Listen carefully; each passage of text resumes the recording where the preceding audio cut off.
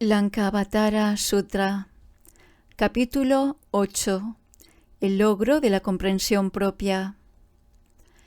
Entonces Mahamati le dijo al bendito: «Te suplicamos nos digas más acerca de lo que constituye el estado de comprensión propia». El bendito replicó: «En la vida de un discípulo serio y sincero hay dos aspectos que deben ser distinguidos, nombrémoslos.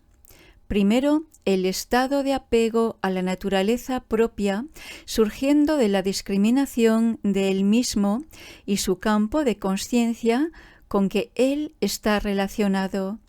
Y segundo, el estado excelente y glorioso de comprensión propia de la sabiduría noble.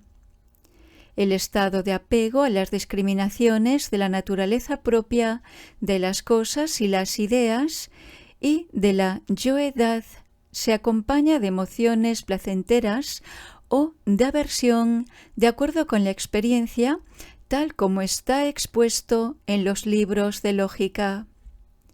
No debe conformarse él mismo al no ego de las cosas, ni debe retener puntos de vista erróneos en cuanto a su ego. Debe abandonar esos pensamientos y sostenerse a sí mismo firmemente en ese viaje ascendente de las etapas.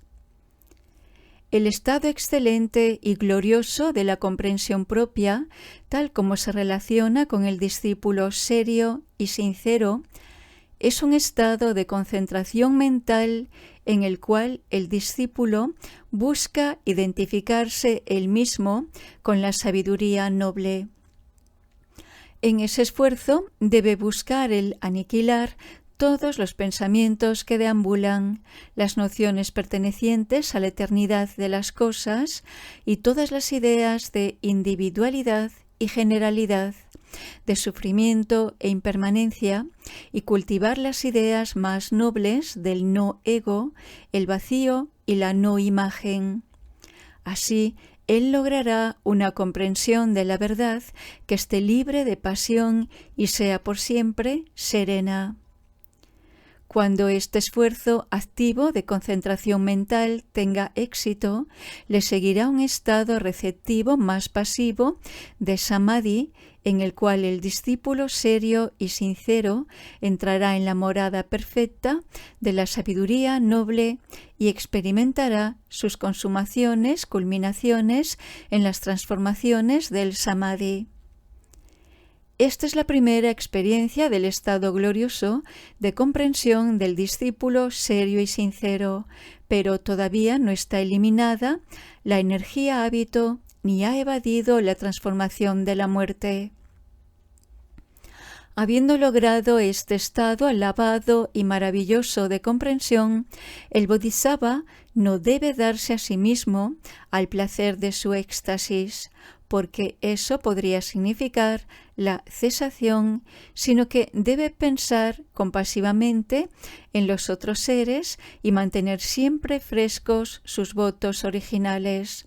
No debe nunca descansar ni esforzarse en el éxtasis del samadhi. Pero Mahamati, a medida que los discípulos serios y sinceros tratan de avanzar en el camino que guía a la comprensión completa, hay un peligro en contra, ante el cual deben estar en guardia. Los discípulos no pueden apreciar que el sistema mental, por la energía hábito acumulada, continúa funcionando más o menos inconscientemente mientras ellos vivan. Algunas veces pueden pensar que son capaces de acelerar el logro de su meta de tranquilización a través de suprimir completamente las actividades del sistema mental.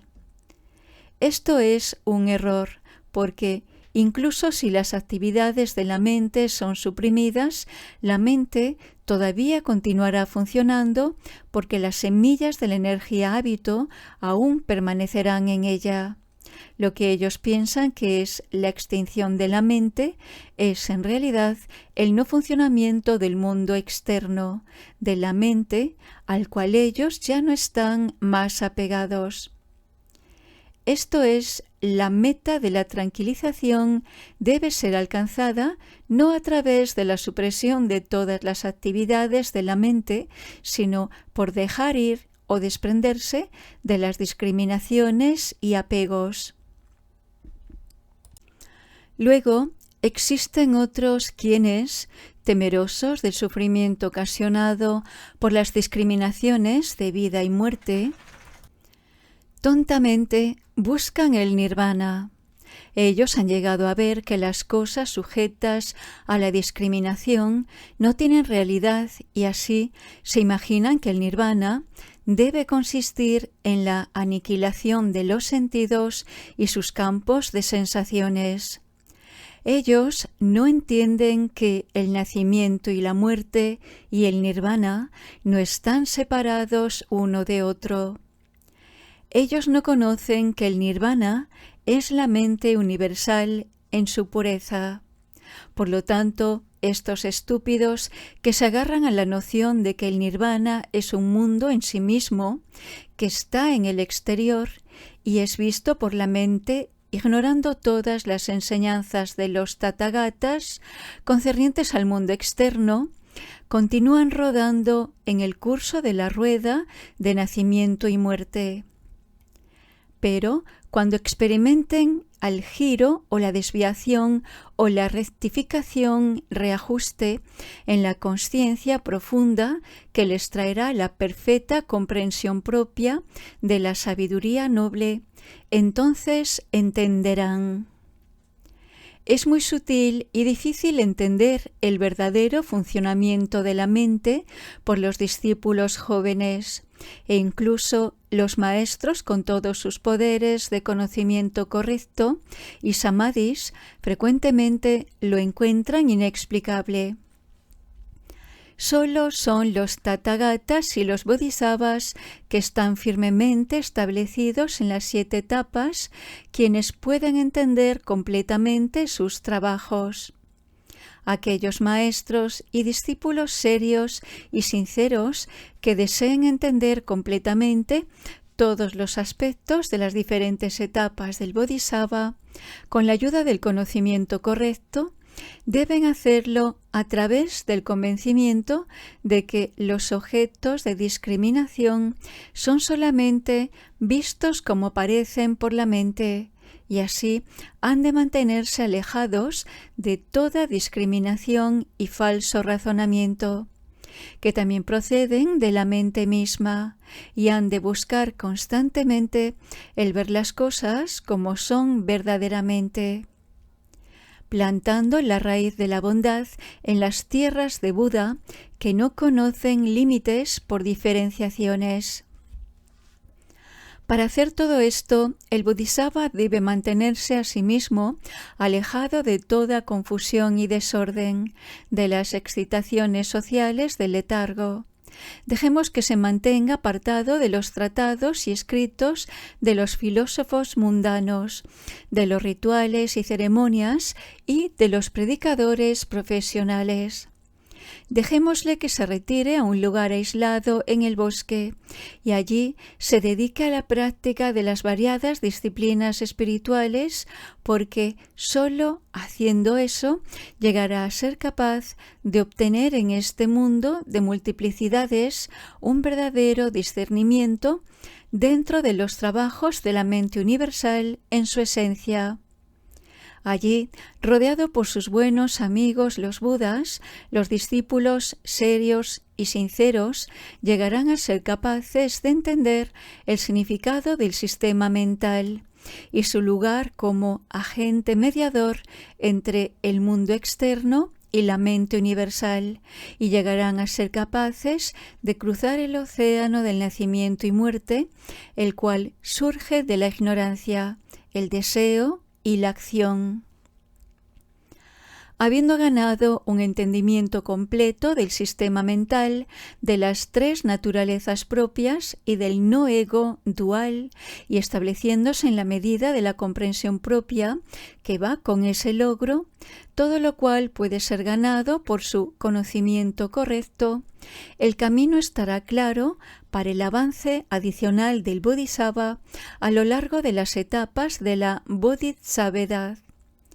El discípulo debe entonces abandonar el entendimiento de la mente que ha ganado por el conocimiento correcto, que, en comparación con la sabiduría noble, es como un burro lisiado, y entrando en las 8 etapas de la Bodhisattvedad, debe dedicarse a la sabiduría noble de acuerdo con sus 3 aspectos. Estos aspectos son: primero, la no imagen que llega cuando todas las cosas pertenecientes a la condición de discípulo, la maestría y la filosofía son completamente dominadas.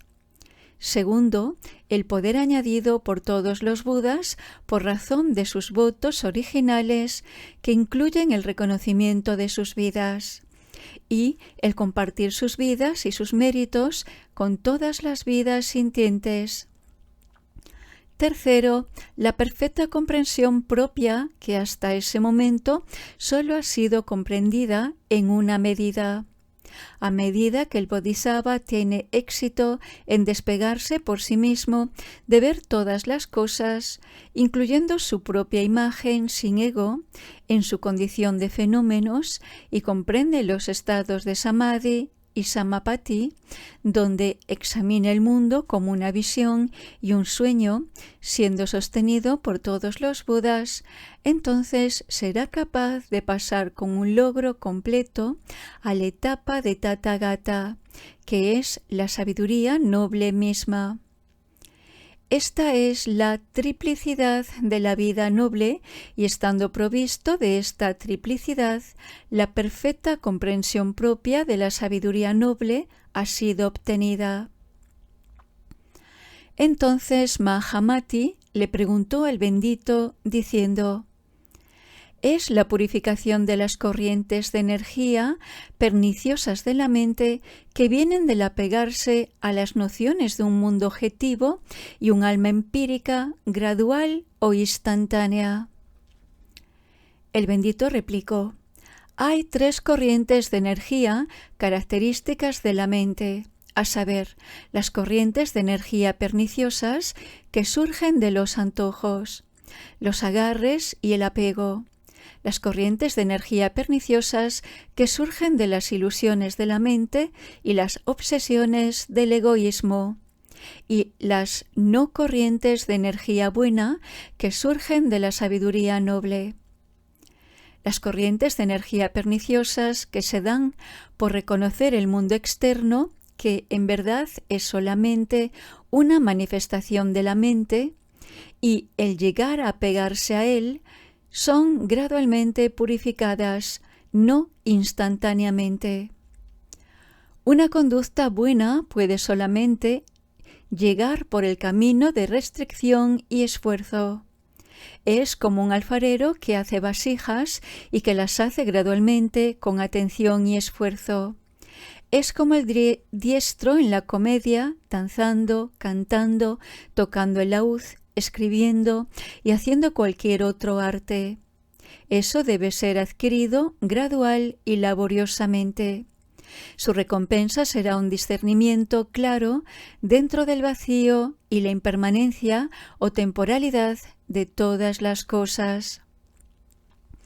Las corrientes de energía perniciosas que surgen de las ilusiones de la mente y de las obsesiones del egoísmo conciernen a la vida mental directamente y son cosas como el temor, la cólera, el odio y el orgullo.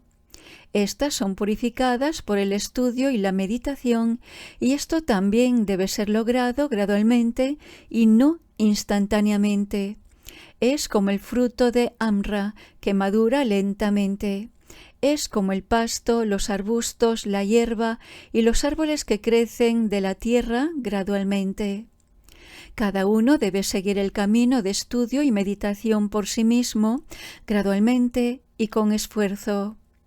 Gracias a los votos originales de los bodhisattvas y de todos los tathagatas que han dedicado sus méritos e identificado sus vidas con toda la vida animada, todos pueden ser emancipados.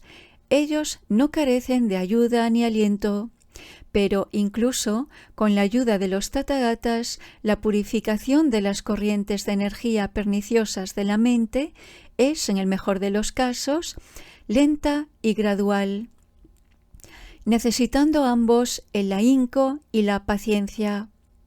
Su recompensa es el entendimiento gradual del no-ego dual y su paciencia y aceptación, y unos pies bien colocados en las etapas de la bodhisattva.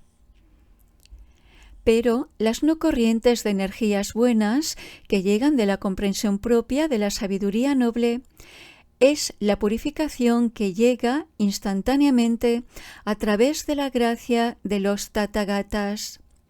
Es como un espejo reflejando todas las formas e imágenes instantáneamente y sin discriminación. Es como el sol o la luna revelando todas las formas instantáneamente e iluminándolas desapasionadamente con su luz. De la misma forma, los tathagatas guían a los discípulos serios y sinceros al estado de no imagen. Todas las acumulaciones de la energía hábito y karma que han sido almacenados desde el tiempo sin principio por el apego a los puntos de vista erróneos referentes al ego-alma y su mundo externo, son purificadas, revelando instantáneamente el reino de la inteligencia trascendental que pertenece a la budeidad. Al igual que la mente universal teñida por las acumulaciones de la energía hábito y el karma, revela las multiplicidades del ego-alma y sus mundos exteriores de imaginación falsa. Así, la mente universal es purificada de sus corrupciones a través de las purificaciones graduales de las corrientes de energía malignas. Estas purificaciones llegan por medio del esfuerzo, estudio, meditación y por la comprensión gradual de la comprensión propia de la sabiduría noble como el Dharmata Buda, brillando espontáneamente con los rayos que se originan de su pura naturaleza propia. A través de eso, la mentalidad de los bodhisattvas madura instantáneamente, encontrándose ellos mismos en las grandiosas residencias de los cielos de Akanishta, radiando espontáneamente los tesoros variados de su abundancia espiritual. Capítulo 9. El fruto de la comprensión propia. Mahamati preguntó al bendito: Bendito, te suplicamos nos digas cuál es el fruto que llega con la comprensión propia de la sabiduría noble. El bendito replicó: Primero, vendrá una claridad de discernimiento en la implicación y significado de las cosas, y siguiendo eso, vendrá una apertura o claridad de discernimiento en el significado de los ideales espirituales, paramitas. Y por esa razón el bodhisattva será capaz de entrar más profundamente en la morada de no imagen y experimentar el samadhi superior y gradualmente pasar a través de las etapas superiores de la bodhisattvedad. Después de experimentar el giro o reajuste en el asiento profundo de la consciencia, experimentarán otros samadhis, incluso hasta el máximo, el Vajra Bimbopama, que pertenece a los tathagatas y sus transformaciones. Serán capaces de entrar en el reino dominio de la consciencia que descansa más allá de la consciencia del sistema mental e incluso de la consciencia de la tathagatidad. llegarán a estar dotados de todos los poderes, facultades psíquicas, dominio propio, compasión amorosa, medios diestros y habilidades para entrar en otras tierras de los Budas. Antes de que haber logrado la comprensión propia de la sabiduría noble, habían sido influenciados por los intereses propios del egoísmo.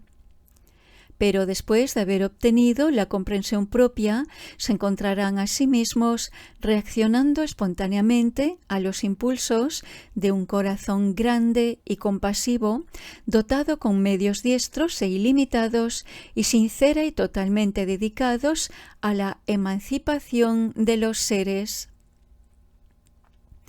Mahamati dijo: Bendito, ¿nos podrías hablar acerca del poder sostenedor de los Tathagatas? Por el bien de los Bodhisattvas, ¿son ayudados a lograr la comprensión propia de la sabiduría noble? El bendito replicó: Existen dos clases de poder sostenedor que envían o emiten los Tathagatas y que están al servicio de los Bodhisattvas. Sostenidos por ellos, los bodhisattvas deben postrarse ante ellos y demostrar su apreciación haciendo preguntas. La primera clase de poder sostenedor es la adoración y fe propia del bodhisattva en los Budas, por cuya razón los Budas son capaces de manifestarse y proveer su ayuda, y ordenarlos y establecerlos con sus propias manos. La segunda clase de poder sostenedor es el poder brillante de los Tathagatas, que capacita a los bodhisattvas a lograr y pasar a través de los variados samadhis y samapatis sin llegar a embriagarse por sus éxtasis. Siendo sostenido por el poder de los Budas, el bodhisattva, incluso en la primera etapa, será capaz de obtener el samadhi conocido como la luz de Mahayana. En ese samadhi, los bodhisattvas llegarán a ser conscientes de la presencia de los Tathagatas, llegando de sus diferentes moradas de las 10 regiones para impartir su poder sostenedor a los bodhisattvas en diversas formas. Al igual que el bodhisattva Vajragarbha fue sostenido en sus samadhis, e igualmente como otros bodhisattvas del mismo nivel y la misma virtud han sido sostenidos, asimismo, todos los discípulos serios y sinceros y los maestros y bodhisattvas pueden experimentar este poder de sostenimiento en sus samadhis y samapatis. La fe del discípulo y el mérito del Tathagata son dos aspectos del mismo poder sostenedor, y es a través de eso solamente que los bodhisattvas son capaces de llegar a ser uno en compañía de los Budas. Cualquier samadhi, facultad psíquica y enseñanza que haya sido comprendida por los bodhisattvas se hace posible solamente por el poder sostenedor de los Budas. Si fuera de otra forma, el ignorante y necio podría lograr el mismo fruto. En cualquier lugar que los Tathagatas entren con su poder sostenedor, habrá música, no solamente la música que producen las voces humanas y es ejecutada por manos humanas en distintos instrumentos, sino que también habrá música entre la hierba, los arbustos y los árboles, en las montañas, en las ciudades, los palacios y las chozas, y mucho más. Habrá música en el corazón de aquellos dotados de atención correcta. El sordo, el mudo y el ciego se curarán de sus deficiencias y se regocijarán en su emancipación. Tal es la virtud extraordinaria del poder sostenedor impartido por los Tathagatas. Por la transferencia de este poder sostenedor, los bodhisattvas son capaces de evitar las pasiones diabólicas, el odio y las cadenas del karma. Son capaces de trascender el dhyana de los principiantes y avanzar más allá de la experiencia y la verdad que ya ha logrado. Son capaces de demostrar las paramitas y finalmente lograr el estado de Tathagatidad. Mahamati, si no fuera por este poder sostenedor, ellos recaerían en las formas y pensamientos de los filósofos, de los discípulos que quieren las cosas fáciles y de los de mente maligna, no pudiendo así llegar al logro superior. Por estas razones, los discípulos serios y sinceros y los bodhisattvas sinceros son sostenidos por el poder de todos los Tathagatas. Entonces Mahamati dijo: el bendito ha dicho que a través de cumplir las 6 paramitas, la budeidad es lograda. Bendito, te suplicamos nos digas cuáles son las paramitas, paramis o las 10 perfecciones, y cómo pueden ser cumplidas. El bendito replicó: las paramitas son ideales de perfección espiritual que deben ser las guías de la bodhisattvedad en el camino a la comprensión propia. Hay 6 de ellas, pero deben considerarse en 3 diferentes formas de acuerdo con el progreso del bodhisattva en las distintas etapas. Al principio deben ser consideradas como ideales para la vida mundana, después como ideales para la vida mental y por último como ideales de la vida espiritual y unitiva. En la vida mundana, donde uno todavía mantiene tenazmente las nociones de un ego-alma y lo que a ello concierne, y se aferra a las discriminaciones del dualismo, aunque sea solamente por los beneficios mundanos, se deben apreciar los ideales de caridad, buena conducta, paciencia, entusiasmo, consideración y sabiduría. Incluso en la vida mundana, la práctica de esas virtudes traerá recompensas y felicidad. En la mente mundana de los discípulos serios y sinceros y también de los maestros, su práctica traerá mucha más felicidad, emancipación, iluminación y paz de mente, porque las paramitas están establecidas en el conocimiento correcto y guían a los pensamientos al nirvana, incluso si el nirvana de sus pensamientos es para ellos mismos. En la mente mundana, las paramitas llegan a ser como ideales bien consideradas. La caridad ya no puede ser expresada simplemente por hacer regalos impersonales, sino que otorgará los regalos más costosos de simpatía y entendimiento. La buena conducta pedirá algo más que la conformidad exterior de los 5 preceptos, porque a la luz de las paramitas se deben practicar la humildad, la simplicidad, el autocontrol y la generosidad. La paciencia pedirá algo más que moderación con las circunstancias externas y los temperamentos de otras personas. Ahora pedirá paciencia con uno mismo. El entusiasmo requerirá algo más que la demostración externa de la sinceridad y la espontaneidad. Reclamará más autocontrol en la tarea de seguir el camino noble y en manifestar el Dharma en la vida propia de cada uno. La atención y la consideración abrirán el camino a la atención correcta, donde los significados discriminatorios, las deducciones lógicas y las racionalizaciones abrirán el camino a las intuiciones de significado y espíritu. La paramita de la sabiduría, prajna, no será ya más considerada sabiduría pragmática y erudición, sino que se revelará a sí misma en su verdadera perfección, con toda verdad incluida, lo cual es el amor. El tercer aspecto de las paramitas, visto como la perfección ideal de los Tathagatas, puede solo ser completamente comprendido por los bodhisattvas mahasattvas, quienes son devotos a la disciplina superior espiritual y han entendido totalmente que no hay nada más que ver en el mundo que aquellos asuntos de la mente misma.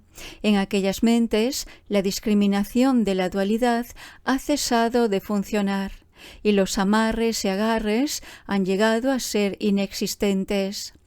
Por lo tanto, libres de apegos a los objetos individuales e ideas, sus mentes gozan de libertad para considerar las distintas formas de beneficiar y dar felicidad a otros, incluyendo a todos los seres sintientes. Para los bodhisattvas mahasattvas, el ideal de la caridad es demostrado en la entrega de la esperanza del nirvana de los tathagatas, para que todos puedan disfrutarlo juntos. Mientras mantienen relaciones con un mundo objetivo, no hay surgimiento en las mentes de los tathagatas de discriminaciones entre los intereses del yo y los intereses de los otros, entre el bien y el mal. Solamente tienen la espontaneidad y la autenticidad sin esfuerzo de la conducta perfecta. Practicar la paciencia con el completo conocimiento de esto y lo otro, de la avidez y la avaricia, pero sin pensamiento de discriminación ni de apego, esta es la paramita de la paciencia de los tathagatas. El esforzarse uno mismo con energía desde la primera parte de la noche hasta el final en conformidad con las medidas disciplinarias, sin surgimiento de discriminación en cuanto a comodidad o incomodidad, esa es la paramita del fervor de los tathagatas. Sin discriminar entre el yo y los otros en los pensamientos del nirvana, sino manteniendo la mente fija en el nirvana, esa es la paramita de la atención correcta.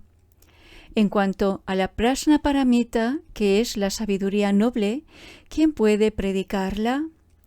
Cuando en el samadhi la mente cesa de discriminar y solamente está la no imagen perfecta, llena de amor, entonces un giro o desviación o ajuste inescrutable tiene lugar en la consciencia profunda y se logra la comprensión propia de la sabiduría noble, esto es, la suprema prajna paramita. Entonces Mahamati le dijo al bendito: «Tú has hablado de un cuerpo astral, un cuerpo visual mental, Manoma Yakaya,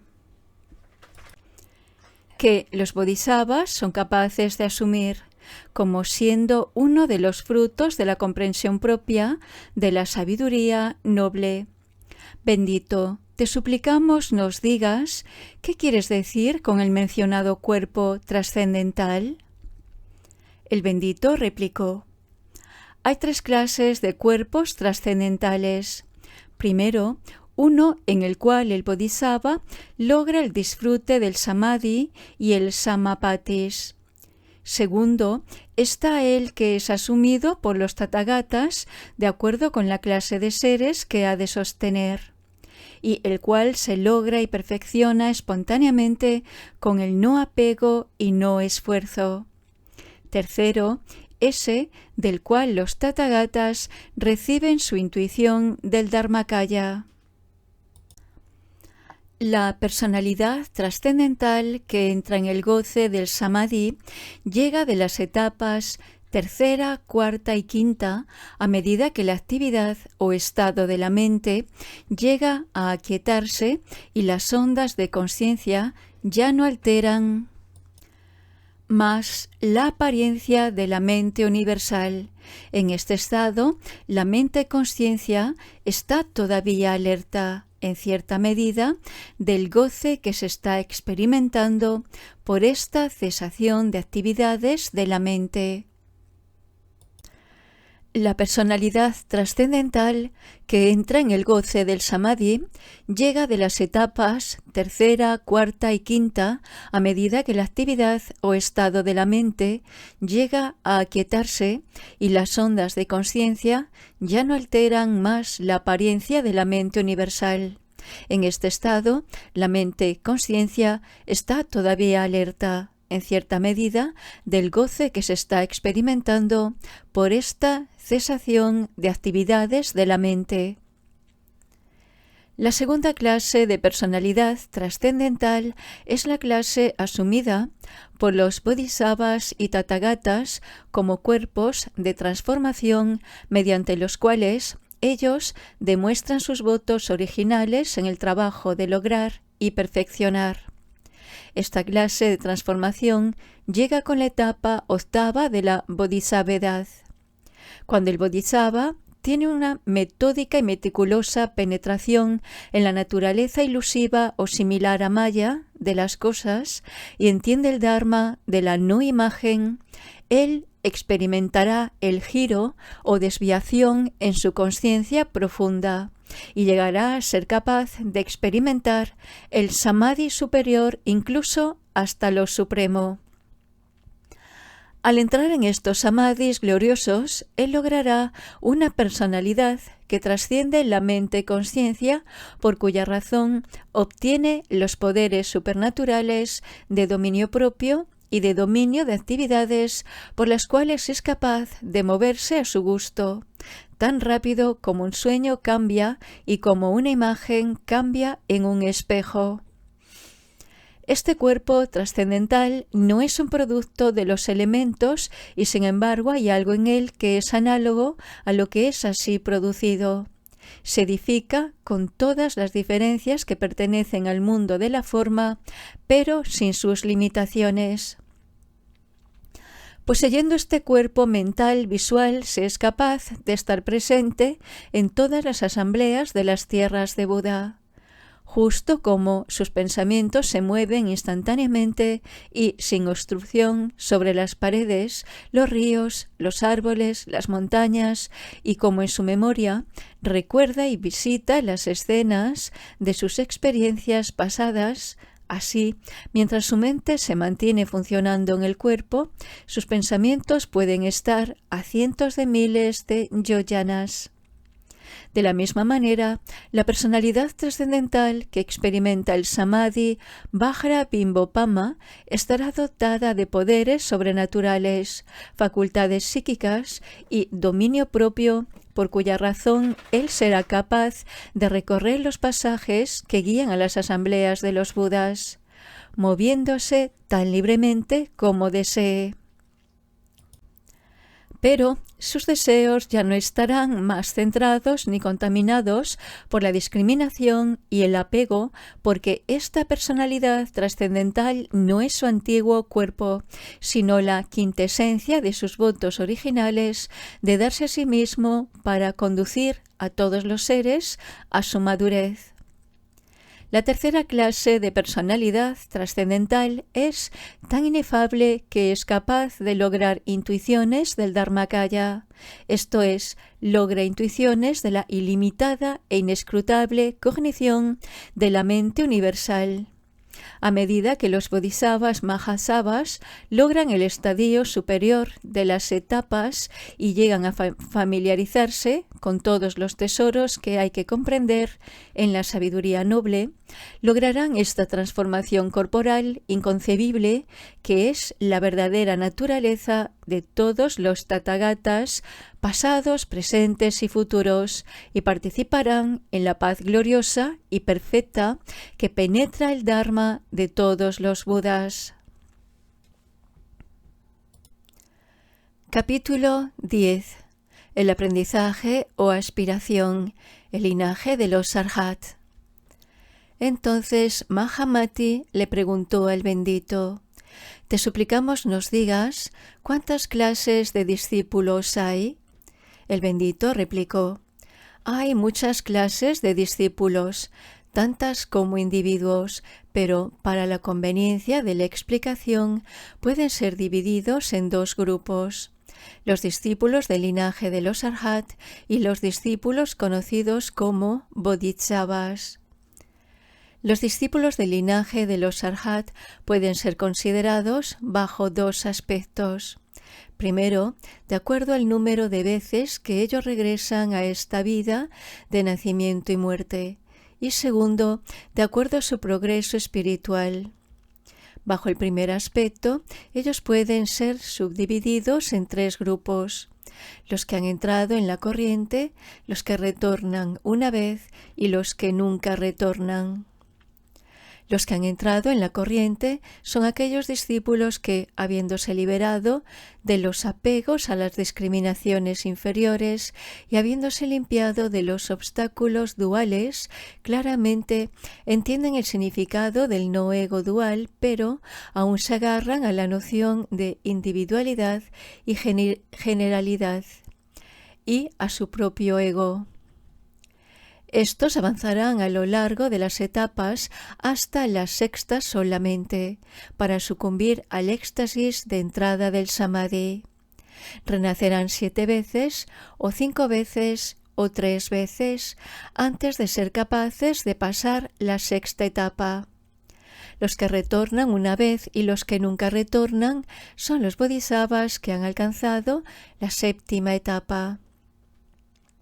La razón para estas gradaciones es por su apego a los 3 grados de imaginación falsa, a saber, la fe en las prácticas morales, la duda y el punto de vista de su personalidad individual. Cuando estos 3 impedimentos son vencidos, serán capaces de lograr las etapas superiores.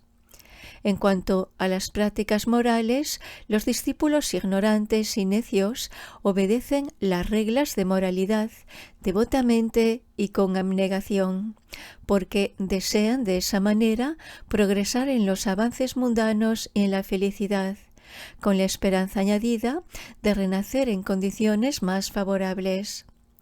Los que entran en la corriente no se agarran a las prácticas morales con la esperanza de una recompensa, porque sus mentes están fijas en el estado glorioso de la comprensión propia. La razón por la cual ellos se consagran a la práctica de la moralidad es que desean dominar tales verdades y estar en conformidad con las corrientes de energía inmaculadas. En cuanto a la observación de la obstrucción de la duda en las enseñanzas del Buda, esta continuará mientras cualesquiera de las nociones de discriminación sean apreciadas y desaparecerá cuando ellas desaparezcan.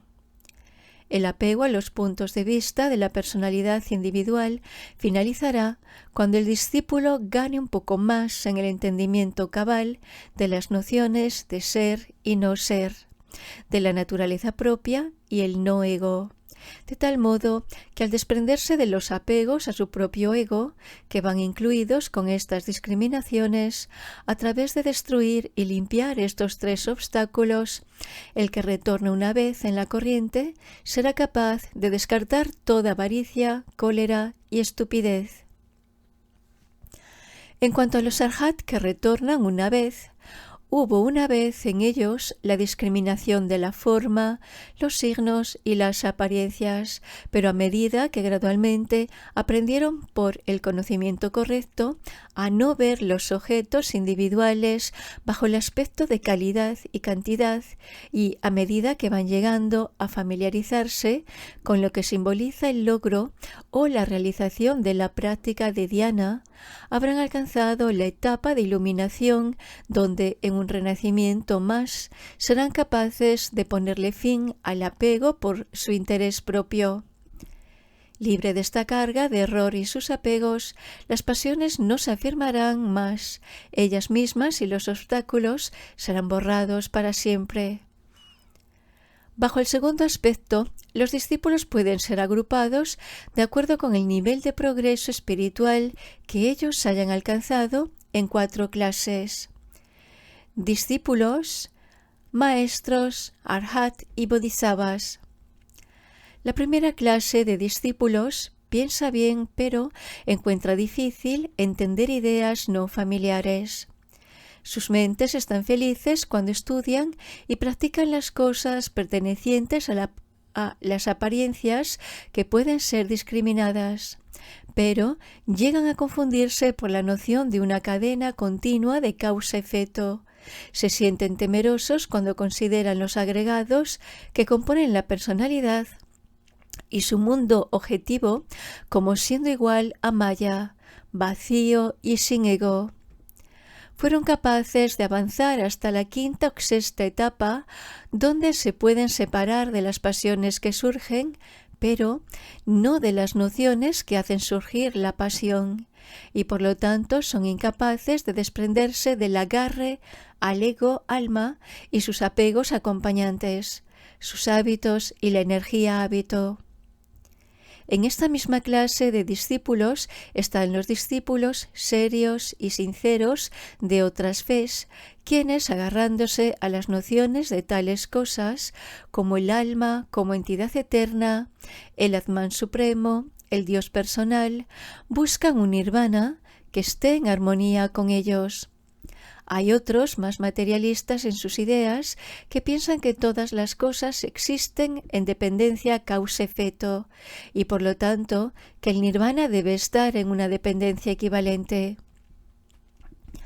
Pero ninguno de estos, aunque sean serios y sinceros, ha ganado un discernimiento en la verdad del no ego dual y por lo tanto son de discernimiento espiritual limitado en lo que se refiere a la liberación y la no liberación, porque para ellos no hay emancipación, tienen una gran confianza en sí mismos, pero nunca podrán ganar un conocimiento verdadero del nirvana hasta que hayan aprendido a disciplinarse en la aceptación paciente del no ego dual. La segunda clase de maestros o conocedores son aquellos que han ganado un grado superior de entendimiento intelectual de las verdades concernientes a los agregados que componen la personalidad y su mundo externo, pero que están llenos de temor cuando se enfrentan al significado y consecuencias de esas verdades y a las demandas de su aprendizaje que su aprendizaje les impone, esto es, no llegar a pegarse al mundo externo y sus formas diversas hechas para la comodidad y el poder, y mantenerse aparte de los enredos de sus relaciones sociales. Se sienten atraídos por las posibilidades que se pueden alcanzar al realizar eso, es decir, la posesión de poderes milagrosos, tales como dividir la personalidad y apariencia en diferentes lugares al mismo tiempo o la manifestación de cuerpos de transformación. Para ganar estos poderes recurren incluso a la vida solitaria, pero esta clase de maestros nunca va más allá de las seducciones de su aprendizaje y egoísmo, y sus discursos están siempre en conformidad con esa característica y limitación. Entre ellos hay muchos discípulos que demuestran un grado de discernimiento espiritual que se caracteriza por la sinceridad y la voluntad de lograr todas las demandas que las etapas les exigen. Cuando ven que todo lo que compone el mundo objetivo es sólo una manifestación de la mente, que no tiene naturaleza propia, es no nacida y sin ego, lo aceptan sin temor. Y cuando ven que también su propio ego-alma es vacío, no nacido y carente de ego, se sentirán serenos, invulnerables y con propósitos serios y sinceros, buscarán ajustar sus vidas a la totalidad de las demandas de esas verdades, sin olvidar las nociones que descansan detrás de esos hechos esenciales, especialmente la noción de su propio ego-consciencia y su relación con el nirvana. Estos son los que han entrado a la corriente. La clase conocida como arhats son aquellos maestros, conocedores, sinceros y serios que pertenecen al grupo de los que retornan. a través de su discernimiento espiritual, han alcanzado la sexta y séptima etapas. Han entendido completamente la verdad del no ego dual y de la no imagen de la realidad. Con ellos no hay más discriminación, ni pasiones, ni orgullo de egoísmo. Han ganado un discernimiento superior y glorioso y han visto dentro de la inmensidad de las tierras del Buda. A través de lograr una percepción interna de la verdadera naturaleza de la mente universal, se han purificado gradualmente de su energía hábito. El Arhat ha logrado la emancipación, la iluminación, las dhyanas, los samadhis y su atención completa es dada al logro del nirvana. Pero la idea del nirvana le causa perturbaciones mentales porque tiene una idea equivocada. La noción del nirvana en su mente está dividida. Discrimina el nirvana del yo y el del yo de los otros. Ha obtenido algunos de los frutos de la comprensión propia, pero todavía piensa y discute acerca de las dhyanas, las materias para la meditación, los samadhis y los frutos. Orgullosamente dice: hay restricciones, pero yo estoy fuera de ellas. Él es un fracaso doble, denuncia los vicios del ego, pero todavía se agarra a sus grilletes.